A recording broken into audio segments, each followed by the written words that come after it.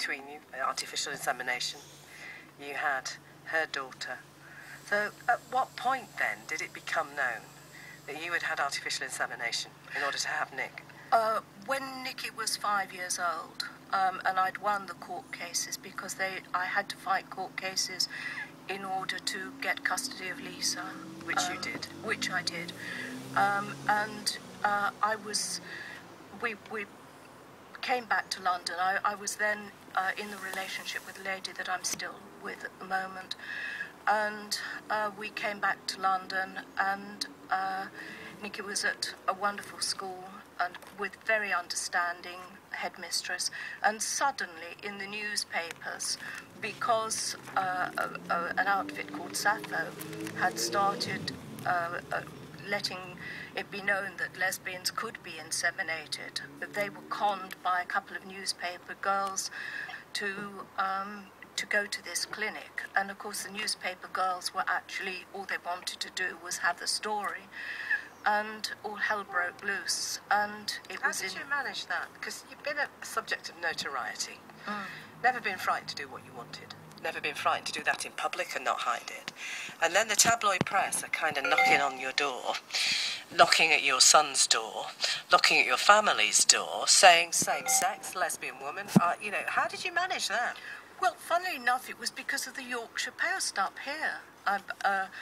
People came to me, particularly Nicky's headmistress, and said, Janis, you have to go public. You have to help your sisters. You have to prove that this little chap hasn't got two heads. And I knew that sooner or later the story would out.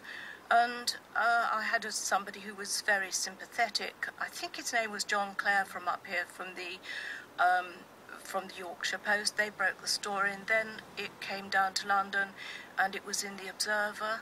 And then I did a film for the television, and several other films, and I did one for America. And yes, it was difficult. Rhodes Boyson, who was an MP at the time, asked questions in Parliament, and they wanted to demand that I give the name of the donor, because they said a doctor shouldn't have done it, it was illegal, etc.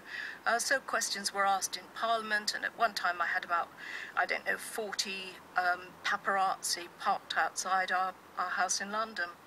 So it was a very difficult time, but then it was a time when people were beginning to understand about homosexuality. They were beginning to talk about it.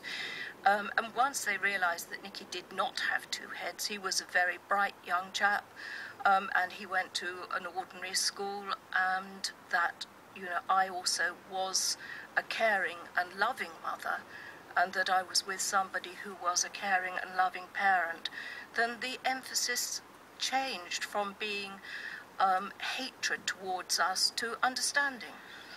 I would like to think, as we speak in 2012, the law has changed and attitudes have changed, that being homosexual, be it man or woman, now, at any age, is easier, that you have the recognition and the rights that you would like, that society isn't going to judge you. I'm not so sure that's the case. You broke some barriers and perhaps set that process going, and there'll be many who are grateful for that. But I would like to think it, but I'm not so sure that there is sympathy and understanding. Do you? Well, I don't think there is. I'll give you for instance, a friend of mine, Natalie Drew Phillips, she and her girlfriend have got children from artificial insemination. They run a clinic up in Birmingham, and they did a broadcast